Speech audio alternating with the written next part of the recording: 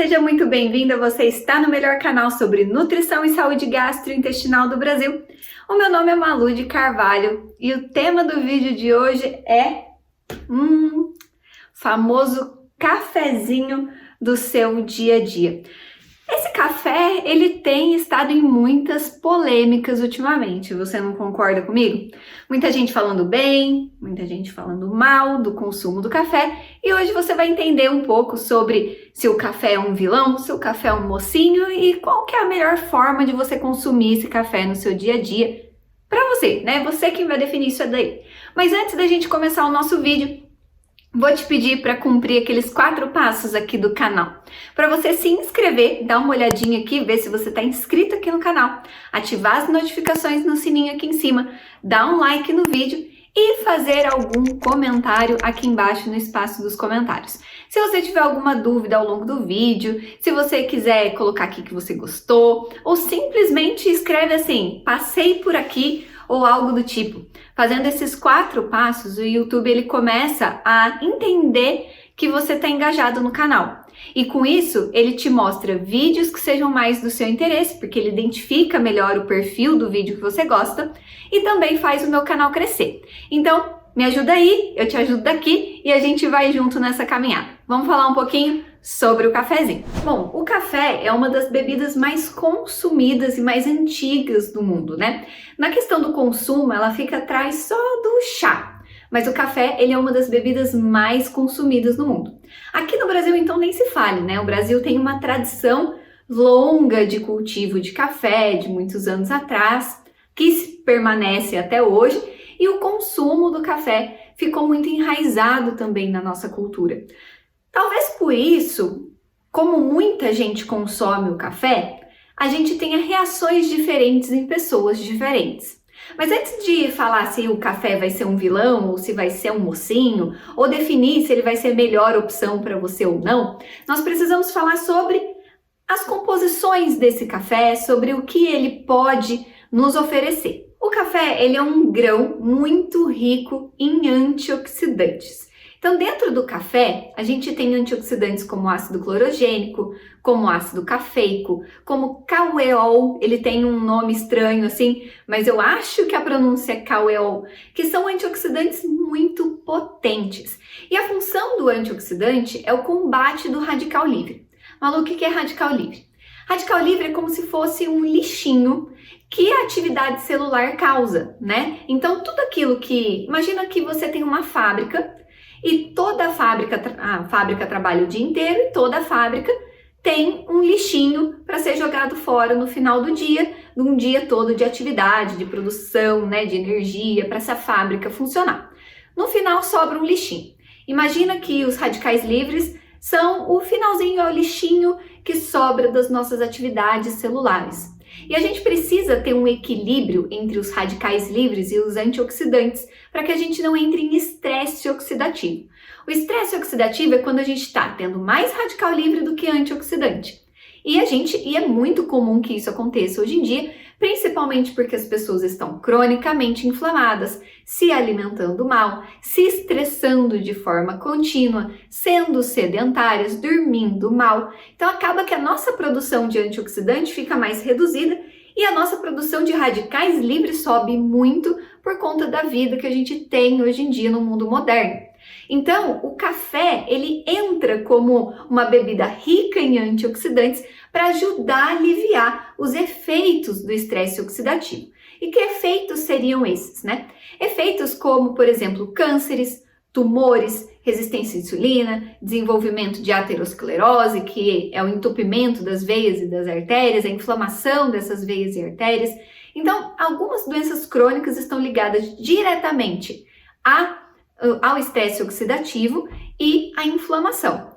E o café ajuda a equilibrar esse processo. O segundo ponto que a gente precisa falar é sobre a cafeína. A cafeína ela é um estimulante do sistema nervoso central. Então as pessoas costumam utilizar o café para se manterem acordadas, mais dispostas, como pré-treino, por exemplo. A cafeína está disponível em alguns pré-treinos, em alguns energéticos e até mesmo em medicações, porque ela, junto com os analgésicos, ela potencializa o efeito desses analgésicos. principalmente aqueles que são para dores de cabeça e enxaqueca. Então, sempre que você vai ver um remédio para dor de cabeça, um remédio para enxaqueca, até mesmo um analgésico com relaxante muscular, às vezes tem uma composição de cafeína junto para potencializar esse efeito. E duas curiosidades que eu preciso te trazer aqui sobre o café, antes da gente entrar nos benefícios e também, talvez, nos malefícios dele. Primeiro ponto, você já percebeu que ao cheirar o café ou a tomar o café, às vezes o seu intestino dá uma soltadinha? Muitas pessoas relacionam esse efeito laxativo do café com a cafeína, e na verdade não. Esse efeito laxativo tem a ver com ácido clorogênico, por isso que mesmo se você optar por um café descafeinado, você vai ter a mesma reação laxativa. E a segunda curiosidade é que a cafeína ela não é exclusiva do grão do café. A cafeína pode ser encontrada, por exemplo, no chá mate, no chá verde, no chá preto e até mesmo no guaraná e no chocolate. Então a gente tem cafeína sim em outros alimentos. E quando a gente pensar e eu vou falar de dosagens aqui no final do vídeo. Quando a gente pensar em doses de cafeína, a gente também precisa pensar que não vai contar só o café, mas também se você toma esses tipos de chá, se você consome chocolate ao longo do dia, tem que entrar na conta também da quantidade total de cafeína. E para os amantes de café e para as amantes de café, você precisa saber que quanto melhor a qualidade do café, mais claro e menos amargo ele se torna. Então, quando você pega um café de boa qualidade, ele não tem aquele amargor que um café tradicional, de baixa qualidade tem. Além disso, ele não é uma tinta preta, ele não é escurecido, preto, mas ele fica mais avermelhado, acastanhado e não tem esse sabor amargo principalmente. Então, muitas pessoas falam assim: Malu, é impossível tomar café sem açúcar, não tem a menor condição de tomar café sem açúcar. E eu te digo, tem. Quando você consome um grão de café de boa qualidade, ele é mais adocicado. Esses cafés tradicionais que a gente compra aí de pacotinho de 1 quilo, de meio quilo, que são, bem escrito, né, tradicional ou forte, extra forte, são grãos que são muito torrados, que a torra dele é muito grande, então ele acaba queimando o café, e também de grãos não muito selecionados, eles vêm quebrados, é um grão de baixa qualidade. Agora, se for um grão de boa qualidade, a torra dele é mais suave e são grãos mais íntegros. Então, o sabor também é muito melhor. Quanto melhor a qualidade do café, então menos amargo e menos escuro ele se torna. Mas agora vamos falar sobre os benefícios diretos do café. Lembra que eu falei que lá no comecinho que a cafeína é um estimulante do sistema nervoso central? Pois é, então ela te mantém mais alerta, ela te mantém mais disposta, você consegue exercer mais atividades ao longo do dia, só que ela tem ainda mais um potente efeito, que é no seu treino. Ela aumenta o seu limiar de esforço, o seu limiar de percepção de dor. Então você consegue treinar por períodos mais prolongados, com mais cargas, se esforçar mais, percebendo menos esse cansaço e esse esforço. Então a cafeína entra nesse processo dessa forma, como um ótimo pré-treino para o seu dia a dia. Só que tem um pequeno detalhe também da cafeína que eu não posso esquecer. Ela cria uma resistência, né? O seu corpo cria uma resistência a essa cafeína. Então consumi-la todos os dias, você começa a perder essa função. Então é ideal que você consuma o café, a cafeína, só nos dias que você realmente quer esse benefício dela. Só que eu ainda acho que o mais importante, a melhor função do café não vem da cafeína, por mais que a cafeína ainda tenha uma ação antioxidante. Eu acho que vem dos outros compostos bioativos do café. O ácido cafeico, o clorogênico, o caueol, todos eles que fazem aquela função antioxidante, mas que além disso, tem um vídeo anterior a esse no canal que eu falo sobre sobre predominância estrogênica, ou seja, quando você tem mais estrogênio do que progesterona durante o ciclo todo, né, o ciclo menstrual todo. A gente precisa ter um aumento de progesterona, uma queda de estrogênio, depois um aumento de estrogênio, uma queda de progesterona ao longo do ciclo. Eu expliquei isso no vídeo, mas tem mulheres que por conta de diversos fatores que estão lá no vídeo, recomendo que você vá lá assistir, ficam com o estrogênio predominante o tempo todo. E isso pode causar alguns problemas, e algumas doenças sérias, né? Como câncer de ovário, câncer de colo do útero, câncer no cólon, que é o finalzinho do intestino, câncer de mama, são ligados à predominância estrogênica e até mesmo endometriose. Então, mulheres que sofrem muito com endometriose precisam tomar cuidado para não ter predominância estrogênica. E onde que o café entra nisso? O café, ele faz um controle de estrogênio. Ele tem esse potencial de controlar o estrogênio. Então, também ajuda bastante. Então, falando sobre os benefícios do café, ele vai melhorar o seu raciocínio, vai te deixar mais rápida, vai te deixar mais desperta, vai deixar você fazendo mais esforço durante os seus treinos, faz esse controle estrogênico, é um super antioxidante, auxilia na prevenção de diversas doenças, de estresse oxidativo, só que existe o lado ruim também do consumo de café. E falando rapidamente sobre os pontos negativos do café, é muito individual, vai de pessoa para pessoa e quem tem que perceber isso é você. O primeiro ponto é que a cafeína é um estimulante do sistema nervoso central. Para algumas pessoas vai ser benéfico, porque vai aumentar a concentração, a pessoa vai ficar mais ativa. E para pessoas que têm, por exemplo, ansiedade, dificuldade de dormir, que têm insônia, não vão se beneficiar do uso da cafeína, principalmente. Isso porque ela vai ficar muito estimulada, vai se sentir mais ansiosa, vai ter mais dificuldade de dormir, principalmente se ela for uma metabolizadora lenta de café.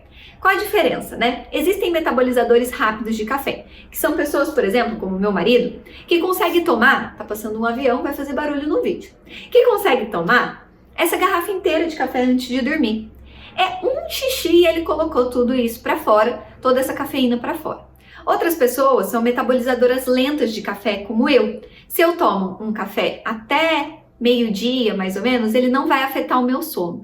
Mas se eu tomo um café por volta de 5 horas da tarde, 4 horas da tarde, já vai ficar mais difícil de pegar no sono. Então eu sou uma metabolizadora lenta de café. Por mais que o café eu perceba que não afeta na questão de ansiedade, até porque eu não tenho problemas com ansiedade, mas um dia eu tive.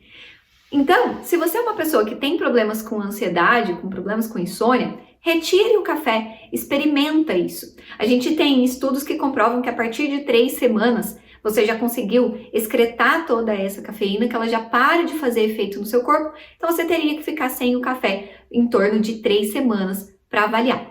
Outro ponto negativo do café talvez seja o efeito laxativo que ele causa em algumas pessoas. Se é um efeito laxativo ok, que as suas fezes têm uma escala de Bristol ali de 4, 3, né, que é a escala comum, que são fezes de formato consistente, que você vai 1 ou 2 vezes ao dia ao banheiro, tudo bem. Agora, se você consome o café e você começa a ter mais diarreia, se fezes muito amolecidas, se você começa a ir o dia todo no banheiro, talvez não seja uma boa opção para você. Isso porque diarreia em longo prazo causa disbiose. Então, não vale a pena você desenvolver uma disbiose só porque você está querendo consumir um cafezinho. Lembrando que esse efeito não tem a ver com a cafeína, mas sim com ácido clorogênico, e você não tem um café sem ácido clorogênico, só café descafeinado, né? Sem a cafeína. Então, esse efeito, infelizmente, vai permanecer.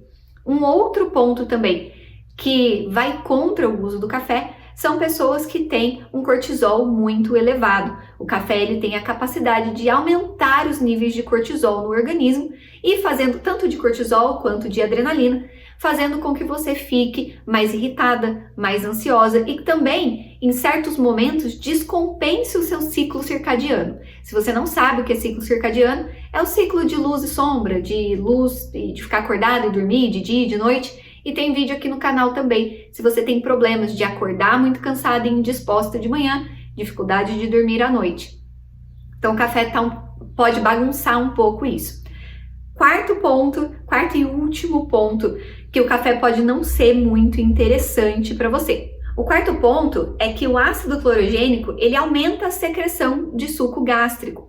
Então, algumas pessoas que estão com o estômago muito sensibilizado, que têm gastrite, podem sentir dor ao consumir o café, por isso que ele é contraindicado em casos de gastrite, ou que o estômago está um pouco sensibilizado, esofagite, duodenite, o café não vai ser interessante.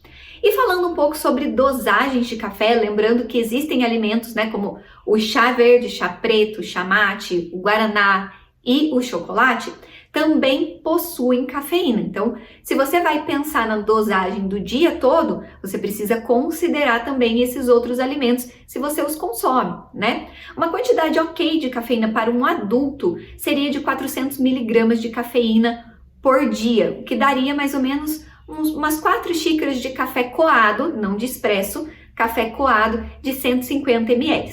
Isso seria um ok de café coado por dia, tá? Mas não esqueça de somar também se você consome chocolate e esses chás ou guaraná ao longo do seu dia, ok? Espero que você tenha gostado desse vídeo. Avalie para você se o café está sendo bom ou sendo ruim. Faça os testes que eu falei aqui e compartilhe esse vídeo. Não esquece de deixar um comentário aqui embaixo se você gostou. Um beijo e até o próximo vídeo. Tchau, tchau!